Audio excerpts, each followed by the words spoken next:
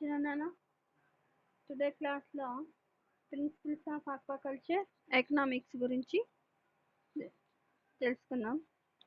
Economics play an important role in the survival and development of husbandry aquaculture husband aquaculture husbandry. While technical ability to husband a species is a precondition for its aquaculture, this culture will fail to develop and survive in any any meaningful sense if it is commercially uneconomic. The season for economic failure of an aquaculture project may stem from production, technical or cost problems, or from marketing problems. Therefore, those who want to have a commercially successful agriculture enterprise enterprise must pay considerable attention to economics, including marketing issues. చూడండి అన్న, అంటే ఇక్కడ economics అనేది దేనికి సంబంధించింది అంటే, ఇక్కడ economics అనగా పాండ్లో ఉండే ఫిష్లు బతుకుటకు, డెవలప్మెంట్కు, వాటికి సంబంధించినటువంటి టోటల్ థింగ్స్ అంతా కూడా ఇక్కడ ఎకనామిక్ అంటారు. కానీ ఎకనామిక్ అంటే డబ్బులని కాదమ్మా. ఎకనామిక్ అంటే పాండుని ప్రిపేర్ చేసినప్పటి నుంచి ఆ సీడ్స్ పెట్టి పెద్ద చేసి వాటి నుంచి వచ్చే డబ్బులు ప్రతిదాన్ని ఎకనామిక్ అని అంటారు. ఓకేనా? సరైన టెక్నిక్స్ కనుక ఫాలో అయినారంటే ఈ టెక్నిక్స్ మంచి టెక్నిక్స్ ఫాలో అయ్యేసి బాగా వాటిని హస్బెండరీ చేస్తే అంటే పెంచితే ఇవి బాగా పెరుగుతాయి. ఓకేనా? ఒకవేళ ఆ టెక్నిక్స్ కన్నా ఫాలో అవ్వకపోతే ప్రాబ్లం అవుతుంది. ఓకేనా? ఆక్వాకల్చర్లో ఎకనామిక్ ఫెయిల్యూర్ ఎందుకు వస్తుందంటే, మెయిన్లీ ఎకనామిక్ ఫెయిల్యూర్ అంటే ఆ పాండ్ ఆ ప్రిపరేషన్ కాడ నుంచి మనకు మార్కెటింగ్ సైజ్ వరకు అక్కడ మార్కెట్లో కూడా లాస్ కావడం, ఇవంతా ఎందుకు ఇలా ఫెయిల్ ఎందుకు అవుతారు అంటే technical cost problems, marketing problems వల్ల వస్తుంది. అంతే కదా? ఇవే కదా మెయిన్లీ మనకి ప్రొడక్షన్ అంటే అవి ఉత్పత్తి అవ్వడము, టెక్నికల్ ఆర్ కాస్ట్ ప్రాబ్లమ్స్ మనం అమ్మేటప్పుడు వాటికి వచ్చే అవి సరిగ్గా పెరగకపోతే మంచి రేటుకి పోవు కదా నాన్న. అప్పుడు కూడా ఈ మార్కెటింగ్ ప్రాబ్లమ్స్ అనేటివి ఇలా వస్తూ ఉంటాయి. ఓకేనా? అందువల్ల మనకు కావాల్సినటువంటి అమౌంట్ రాకుండా నష్టం కూడా వస్తూ ఉంటుందన్నమాట. ఆక్వాకల్చర్ సక్సెస్ఫుల్ కోసము ఖచ్చితమైనటువంటి మెథడ్స్ని, ఓకేనా, కరెక్ట్గా ఉండే మెథడ్స్ని ఫాలో అవ్వాలి. ఓకేనా? నెక్స్ట్ మార్కెటింగ్ విషయాలు కన్నా ఈ మార్కెటింగ్కి సంబంధించినటువంటి విషయాలు కూడా బాగా ఫాలో అవ్వాలి నాన్న. అలాగే aquaculture economics can be considered from several different perspectives. It can be considered from the point of view of an individual aquaculture businesses, from the perspective of the whole industry, or from a national standpoint. In Western countries, in particular, profitability is likely to the major economic concern in an individual business, whereas overall net national benefit should be the main focus from the national viewpoint. It should be noted that profitability does not necessarily measure net national economic benefit. For example, if an industry have adverse environmentally spillovers, profits in the industry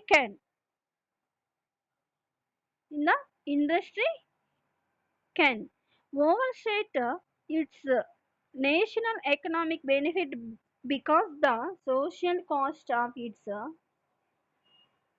production may exceed the cost paid by individual films. అంటే చూడండి, ఈ ఆక్వాకల్చర్కి సంబంధించి economics కోసం చాలా విషయాలు మనం follow అవ్వాల్సి వస్తుంది. అవి ఇండివిజువల్ ఆక్వాకల్చరా లేదా ఇండస్ట్రియల్ ఆక్వాకల్చరా. అంటే ఇండివిజువల్ అంటే మనం కొన్ని కొన్ని కొన్ని చేసుకుంటాం చూడండి, మన పాండ్ దగ్గర మనం ఒకటి రెండు పాండ్స్, అది ఇండివిజువల్. అలాగే ఇండస్ట్రియల్ మీన్స్ చాలా పాండ్స్ ఉంటాయి, వేలల్లో పాండ్స్ ఉంటాయి. దానికి సంబంధించి ఎక్కువగా ప్రొడక్షన్ కూడా జరిగిపోతూ ఉంటుంది.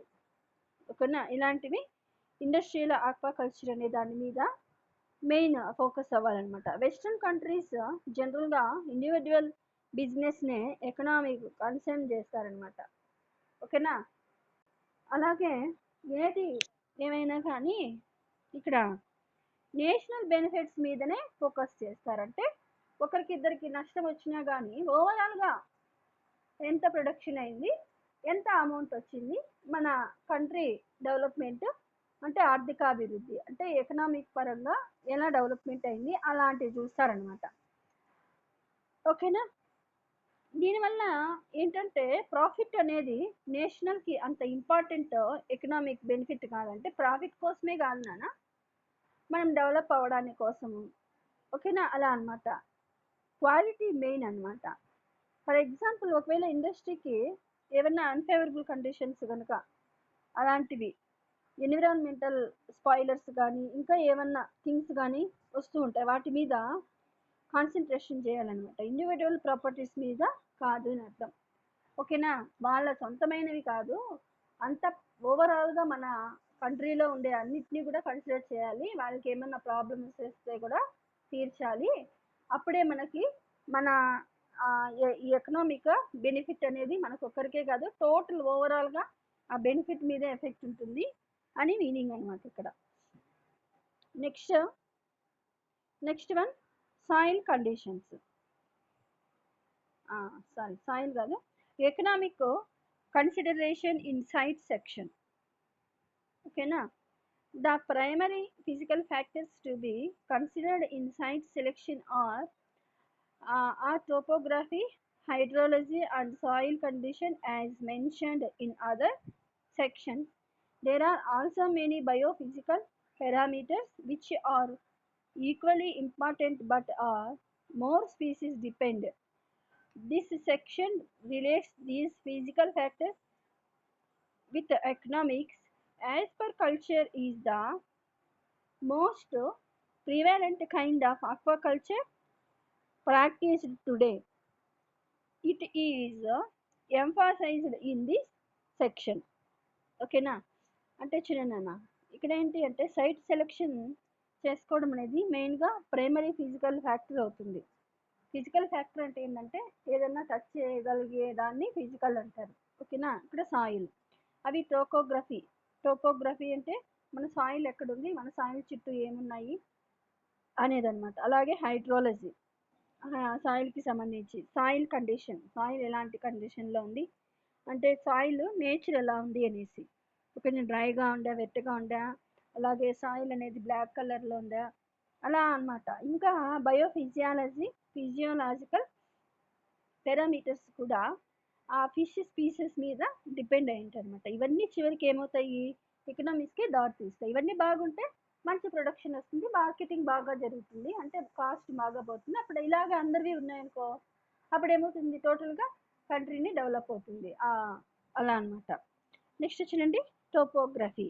Next one ట్రోపోగ్రఫీ.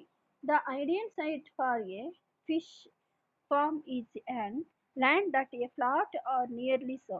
అంటే చూడండి, ఈ ఐడియల్ అంటే కరెక్ట్గా ఒక జనరల్గా ఈ సాయిల్ అనేది ఎలా ఉండాలంటే ఫ్లాట్గా ఉండాలి, లేదా కొంచెం అటు ఇటు ఉన్నా పర్లేదు. A slope of more than 5% is not desirable because of extra constructions cost associated with back fillings and the increased possibility of runoff problems. Areas with folding possibilities are undesirable for aquaculture use because of the detritus effect on water quality, erosion potential, and the introduction of under un, undesirable species into the pond. Topography aided to engineering should permit the pond to be drained completely. Otherwise, pumping is necessary with extra cost.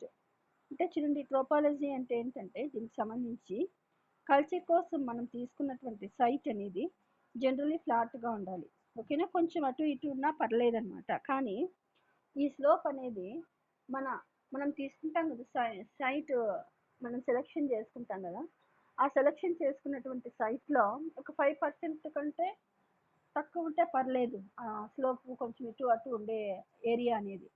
ఒకవేళ అంతకంటే ఎక్కువైందనుకో కొంచెం problem అవుతుంది. Problem అంటే ఎలాంటిది, దాన్ని స్లోప్గా చేయాల్సి వస్తుంది. అప్పుడు ఎక్స్ట్రా అమౌంట్ కూడా ఖర్చు పెట్టాల్సి వస్తుంది. అలాగే బ్యాక్ ఫిల్లింగ్స్ అంటే ఏమన్నా రంధ్రాలు ఉన్నా లేదా ఇంకేదన్నా అక్కడ ఉన్నా కానీ అలాంటివి ఫిల్ చేయాల్సినటువంటి ప్రాబ్లం వస్తుంది. దానికి కూడా ఎక్కువ డబ్బులు కూడా ఖర్చు అవుతూ ఉంటాయి.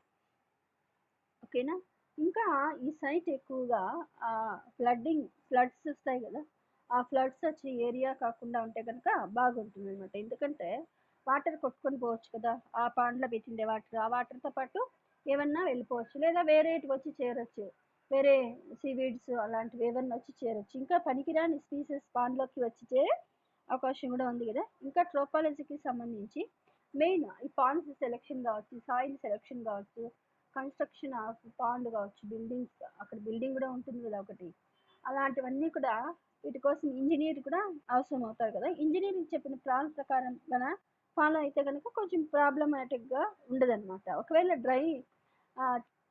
చూడండి పాండ్స్ బిల్ చేసేసినాం అనుకో, వాటర్ పెడతాం కదా, ఆ వాటర్ పెట్టినప్పుడు ఒక్కొక్కసారి ఏమవుతుంది, ఈ వాటర్ని బయటకు తీసే అవకాశం లేకుండా ఉంటుంది. ఎందుకు, చుట్టూ ఏమన్నా అగ్రికల్చర్ చేస్తూ ఉండొచ్చు, ఇంకేదన్నా వేరే ప్రాబ్లం కూడా అయిండొచ్చు. అలాంటప్పుడు ఏం చేయాలి, అలాంటప్పుడు తీయలేం కదా, వాటర్ అంతా తీసేసి డ్రై చేయలేరు కదా నెక్స్ట్ సీజన్ కోసం. అలాంటప్పుడు ఏం చేయాలి అంటే ఎక్స్ట్రా కాస్ట్తో అక్కడే ప్యూరిఫై అయినా చేయాలి, లేదా దూరంగా తీసుకెళ్ళేసి దాన్ని ఈ వేస్టెస్ ఏమన్నా ఉంటే కనుక అలాంటి వాటిని దూరంగా, అంటే ఆ పాండికి చుట్టుపక్కల ఎవరికి ప్రాబ్లం లేకుండా దూరంగా కానీ దాన్ని లిఫ్ట్ చేయాల్సి వస్తుంది అనమాట. నెక్స్ట్ హైడ్రాలజీ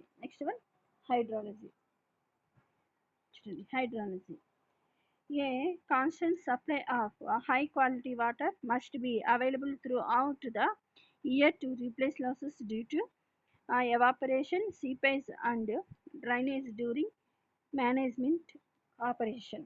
అంటే చూడండి, ఇక్కడ హైడ్రాలజీకి సంబంధించి వాటర్ అనేది బాగా మంచి వాటర్ అయి ఉండాలి. అంటే వాటర్లో ఎక్కువగా కంటామినేషన్ లేకుండా అలా ఉండాలన్నమాట. దీనిలో సప్లైస్ హైగా ఉండాలన్నమాట. అంటే వాటర్లో కూడా సప్లైస్ ఉంటాయి కదా, న్యాచురల్ సప్లైస్ హైగా వస్తాయి కదా వాటర్లో కూడా, అలాంటివి బాగా వచ్చేట్టుగా ఉండాలన్నమాట. లాస్ అయిన వాటర్ని అనగా ఎవాపరేషన్, సాయిల్లోకి ఇంకిపోయేలాగా చేయాలన్నమాట. అంటే కింద వాటర్ నీళ్ళు ఉంటాయి కదా సాయిల్లో కూడా, భూమి లోపల అవి కూడా యూజ్ అయ్యేలాగా ఉండాలి. మరి కూడా వాటరు ఎక్కువ ఇంకిపోకుండా వాటర్ రిటెన్షన్ అనేది బాగుండాలన్నమాట. అలాంటి సాయిల్ని సెలెక్ట్ చేసుకోవాలి. Next surface water sources often fluctuate in quality and quantity. When water tends to be more dependable and is usually free of disease organisms, parasites, predators and pollutants.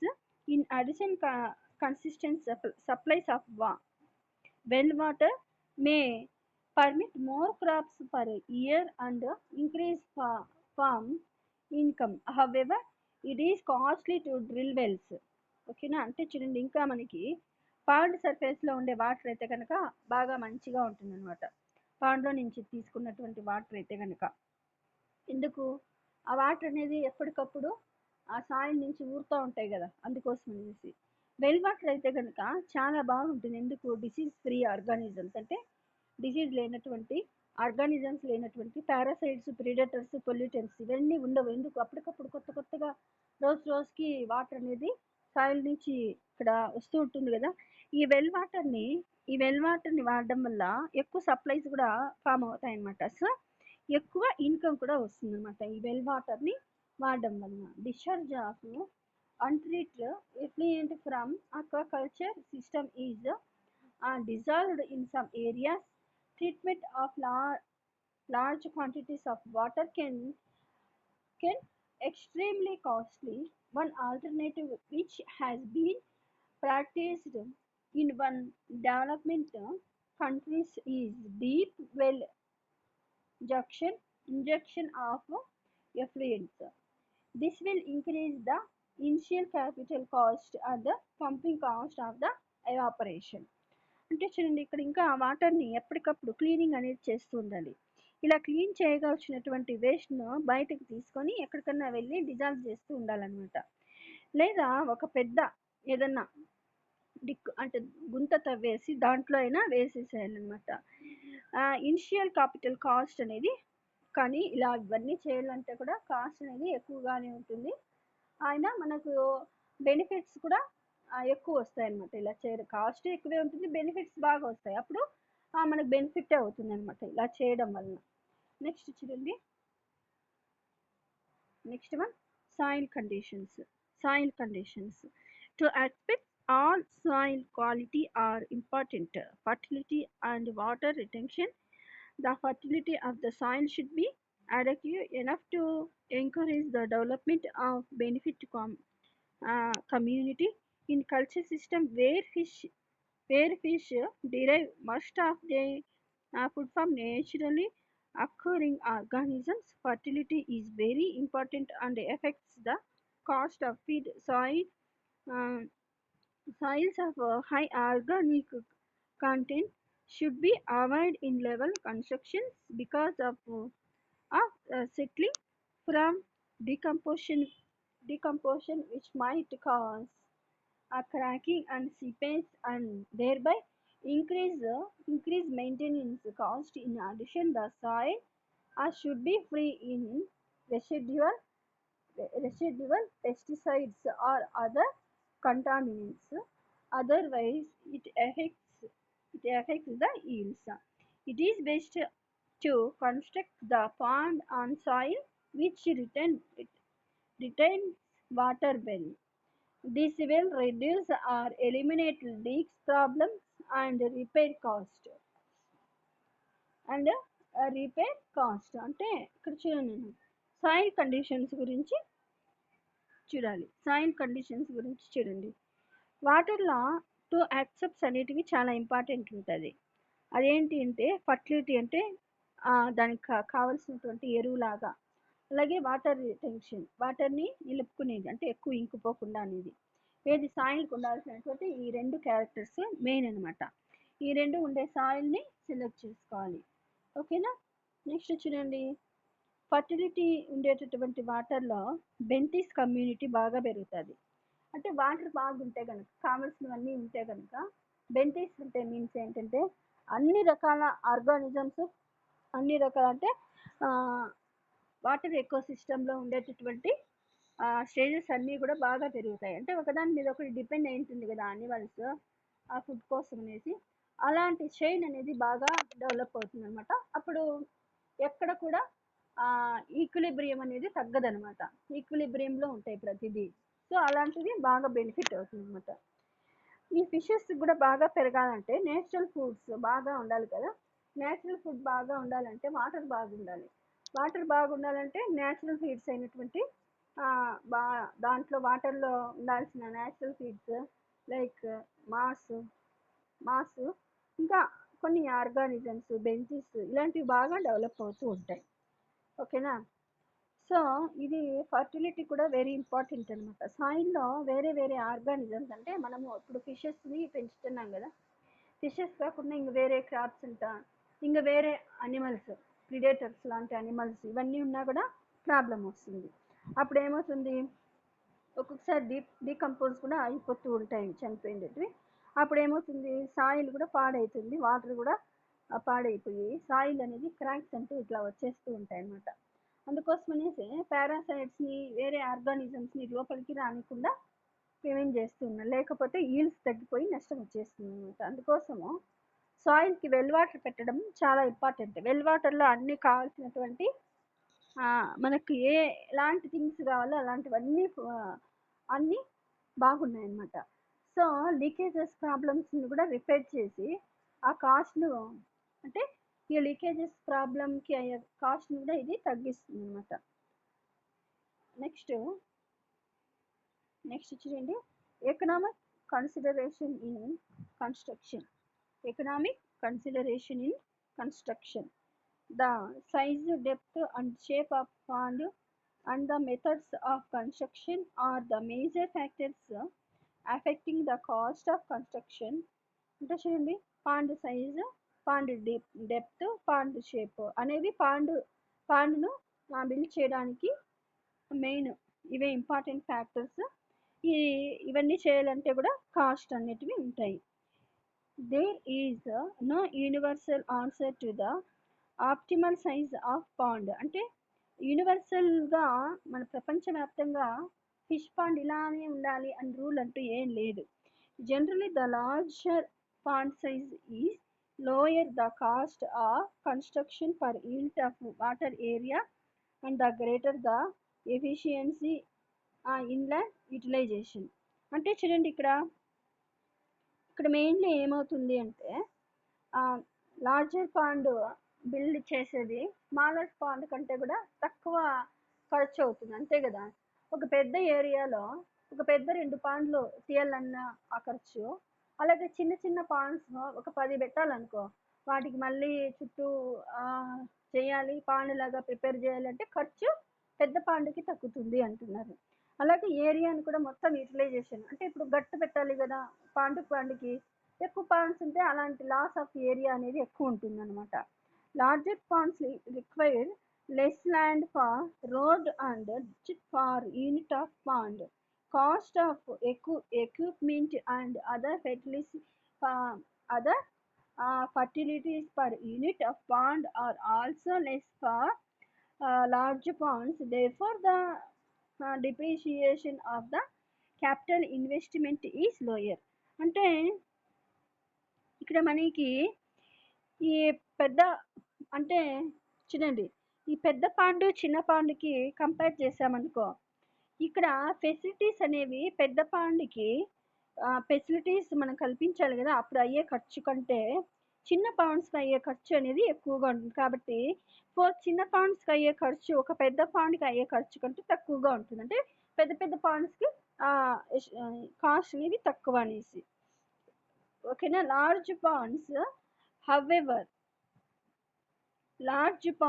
however are relatively less production than small one because, అంటే కానీ large పాండ్లో వచ్చే production కన్నా small పాండ్లో వచ్చే production ఎక్కువగా ఉంటుంది. ఎందుకు ఉంటుంది అంటే చూడండి, they cannot be drained well or take a longer time to drain. అంటే చూడండి, పెద్ద పాండ్ని డ్రైన్ చేయడం కష్టం చిన్న పాండ్తో పోలిస్తే. ఎందుకు, పెద్ద పాండ్లో ఎక్కువ వాటర్ ఉంటాయి, ఆ వాటర్ తీయడం అంటే చాలా ప్రాబ్లంగా ఉంటుంది. చిన్న పాండ్స్ అనుకో, ఒక 2 పాండ్స్ ఒకరోజు తీయడము, వాటిని డ్రై చేయడము, ఇంకో 2 అట్లా ఈజీగా చేసుకోవచ్చు అనమాట. అలాగే unsatisfactory ratio of the shore line to the area. The shore line of one large pond is shorter than that survival small ponds of same area. The shorelines are the most productive zones of a pond, and the food resources of this zone are much higher than in the central part of pond. అంటే చూడండి, ఇక్కడ ఈ షోర్ lines అనేటివి పెద్ద పాండ్కి చిన్న పాండ్లతో కనుక compare చేస్తే తక్కువగా ఉంది. షోర్ లైన్స్ అంటే ఏంటి, గట్టు కాదు, అంచులు. అంటే ఇప్పుడు ఒక పాండ్ ఉందనుకో, ఒక పాండ్కు 4 ఎడ్జెస్ ఉంటాయి కదా, వాటిని షోర్ లైన్స్ అంటారు. వాటిని తిరిగి మనం చుట్టూ ఏం జరుగుతుంది అనేసి ఈజీగా చూడొచ్చు. చిన్న పాండ్స్కి అయితే, పెద్దదనుకో చుట్టూ చూసినా కానీ మిడిల్లో ఉండేదానికి సరిగ్గా ఫుడ్ ఇవ్వలేము, మిడిల్లో ఏం జరుగుతుంది అనేది కూడా క్లారిటీగా చూడలేము అనమాట, ఓకేనా. అది కాక ఫుడ్ మనం ఇస్తాం కదా, ఫుడ్ ఇచ్చేటప్పుడు ఒకవేళ ఆ ఎడ్జెస్ నుంచే కదా నిల్చుకొని వేస్తారు ఫుడ్, అప్పుడు ఆ ఎడ్జెస్ చుట్టూ పెద్ద పెద్ద పాండ్ అయిందనుకో, ఆ ఎడ్జెస్ దగ్గరే పడుతుంది, మధ్యలో ఉండేదానికి ఫుడ్ కూడా పోదనమాట. ఇలాంటి ప్రాబ్లమ్స్ కూడా ఉన్నాయన్నమాట పెద్ద పాండ్ తీసుకుంటే. Feed cannot be distribute easily in the central part of pond. Next, difficulties in exercising effective control of weeds and predatory fishes. Large pond usually have higher loss compared to small one. అంటే ఇంకా ఇక్కడ ఇంకా ఈ problems ఉన్నాయి. ఇక్కడ ఏంటి అంటే చూడండి, డిఫికల్ట్ ఇన్ అంటే ఇక్కడ కొద్దిగా డిఫికల్ట్ కూడా ఉన్నది. ఏం డిఫికల్ట్ ఉన్నది అంటే ఈ ప్రిడేటర్స్ కానీ లేదా దీనికి వీడ్స్ అంటే కలుపు మొక్కలు ఉంటారు కదా, వీటిని తీయడం అనేది కొంచెం ప్రాబ్లమేటిక్గా ఉంటుంది పెద్ద పాండ్ అయితే. చిన్న పాండ్ అనుకోండి, ఎడ్జెస్ దగ్గర మధ్యలో కూడా మనకి అందేలాగా ఉంటుంది. చిన్న చిన్న పాండ్స్ అయితే మిడిల్లో కూడా అప్పుడు ఈజీగా మనం రిమూవ్ చేయొచ్చు అవసరం లేనివి అలాంటివి ఏమన్నా ఉంటే. ఓకేనా. డిఫికల్టీస్ ఇన్ హార్వెస్టింగ్ అంటే లార్జ్ పాండ్ని హార్వెస్ట్ అంటే చేపలు పట్టుకోవాలన్నా కూడా కొంచెం కష్టమే. లార్జ్ పాండ్లో మధ్యలో ఉంటాయి, అక్కడికి పోలేము, దిగితే కొన్ని ఫిషెస్ నలిగిపోయి చనిపోవచ్చు. అలా ఒక్కొక్కసారి వాటిని మధ్యలో ఉండే పాండ్స్ని పట్టుకోలేకపోతాము. Higher maintenance caused by wind erosion. అంటే ఇక్కడ పెద్ద పాండ్కి ఎక్కువ మెయింటెనెన్స్ ఖర్చు కూడా అవుతుంది కదా, ఎక్కువ ఖర్చు అవుతుంది కదా, ఎందుకు అంతా వేయాలి, చాలా ఫీడ్ అనేది ఎక్కువ వేయాల్సి వస్తుంది, మధ్యలో వాటికి చేరాయా లేదా అని ఇట్లా రకరకాల ప్రాబ్లమ్స్ అనేటివి వస్తాయన్నమాట. ఓకేనా. మార్కెట్ సైజ్కి వచ్చిన ఫిషెస్లను పెద్ద పాండ్లో తీయడము చాలా కష్టంగా ఇలా ఉంటుందన్నమాట. On the other hand, the smaller the pond size, the greater the convenience of pond management, but construction costs are relatively high. Smaller ponds requires more land area and restrict automation. అంటే చూడండి, ఇంకా ఇక్కడ కాబట్టి పెద్ద pond కన్నా చిన్న పాండ్లో fish management చేయడం easy, కాకపోతే కన్స్ట్రక్షన్ ఒకటి మాత్రం కాస్ట్ ఎక్కువ ఉంటుంది. ఎందుకు పాండ్స్ ఎక్కువగా చేసుకోవాలి కదా, కొంచెం సాయిల్ అనేది కూడా, ప్లేస్ అనేది కూడా కొంచెం లాస్ అవుతుంది, గట్లు అవి వేస్తారు కదా, అందుకోసం అనేసి స్మాల్ పాండ్స్కి ఎక్కువ ఏరియా అనేది కొంచెం లాస్ అనేది జరుగుతూ ఉంటుంది. ఓకేనా. Next, the depth of pond depends mainly on climate conditions and the species to be cultured. The ponds can be shallower in warm than in cold regions. A cost of constructions increase in proportion to depth. Excavation should be minimized. Ponds can be any shape, but rectangular may be more convenient for feeding and harvesting. అంటే చూడండి, ఇక్కడ pond depth అనేది అక్కడ ఉండేటటువంటి క్లైమేట్ని base చేసుకొని ఉంటుంది, అంతే కదా. వార్మర్ ఏరియాలో అయితే కనుక పెద్ద డెప్త్ లేకపోయినా సరిపోతుంది. కూల్ రీజియన్స్ అనుకో, ఎప్పుడు కూల్గానే ఉంటుంది అనుకో, అప్పుడు కొంచెం డీప్గా ఉండాలని పాండ్. ఎందుకు డీప్గా ఉండాలి, పైన డీప్గా లేకపోతే పైన అంటే పైన ఉండే ఏరియాలో ఉండే వాటర్ అంతా కూడా ఐసింగ్ అయిపోతూ ఉంటాయి కదా. ఐసింగ్ అయిపోతే ఒకవేళ డీప్ సరిగ్గా లేకపోయింది అనుకో, కొద్దిగానే ఉందనుకో, మళ్ళీ వాటికి అవి ఉండే ఏరియా తగ్గిపోతుంది కదా, ఐస్ అయిపోయినా కింద వాటరే ఉంటుంది, పైన మాత్రమే ఐస్ అయిపోతుంది. మీరు చూసింటారు వీడియోస్లో కూడా, పైన మాత్రమే ఐస్ లాగా ఉంటుంది, కింద వాటర్ ఉంటుంది. అంటే డీప్నెస్ అనేది తక్కువ ఉందనుకో, హాఫ్ ఆఫ్ ఐసింగ్ అయిపోతే కనుక మనకు కొద్ది మాత్రమే ఉంటాయి. అందుకే డీప్ ఎక్కువగా ఉందనుకో, కొద్దిగా పోయినా డీప్లోకి వెళ్ళి అవి సర్వైవ్ అవుతూ ఉంటాయి అన్నమాట. ఎక్కడ ఇది కూలర్ రీజియన్కి సంబంధించి అనమాట. ఓకేనా. పాండ్ జనరల్గా రెక్టాంగులర్ షేప్లో ఉంటే కనుక ఈజీగా ఉంటుంది, అంటే లెంత్ ఎక్కువ విడ్త్ తక్కువ అలాగనమాట. మనం దీర్ఘ చతురస్రాకారం అంటాం కదా, రెక్టాంగులర్. ఎందుకు అంటే ట్రయాంగులర్లో ఉన్నదనుకో ఆ చుట్టూ ఒకటేగా ఉంటుంది, మధ్యలో కొంచెము ఫీడింగ్ చేయాలన్నా హార్వెస్టింగ్ చేయాలన్నా కష్టంగా ఉంటుంది. రెక్టాంగులర్ షేప్లో ఉంటే కనుక ఈజీగా చుట్టూ కూడా తిరగచ్చు, మధ్యలో దగ్గరగా ఉంటుంది.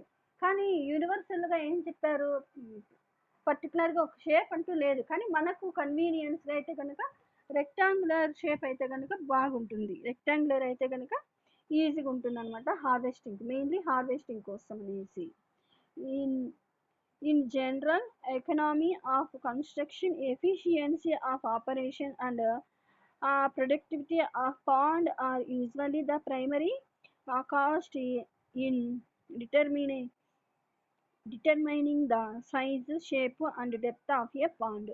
అంటే కాబట్టి ఎకనామీ అనేవి మెయిన్ అనమాట. అలాగే మేనేజ్మెంట్కి మెయిన్గా పాండ్ సైజు, షేప్, డెప్త్ ఇవి చాలా అవసరం. అది ఎలాంటి ఏరియా అయినా కావచ్చు, ట్రాపికల్ రీజియన్ కావచ్చు, పోలార్ రీజియన్లో కావచ్చు. డెప్త్ అనేది ఆయా ఏరియాస్ని బేస్ చేసుకొని డెప్త్ అనేది ఇలా ఉండాలమ్మా. ఓకేనా? ఇదంతా మనకి చూడండి, వీటి గురించి అంతా ప్రజెంట్ మనము ప్రిన్సిపల్స్ ఆఫ్ ఆక్వాకల్చర్ ఎకనామిక్స్ గురించి తెలుసుకున్నాం కదా.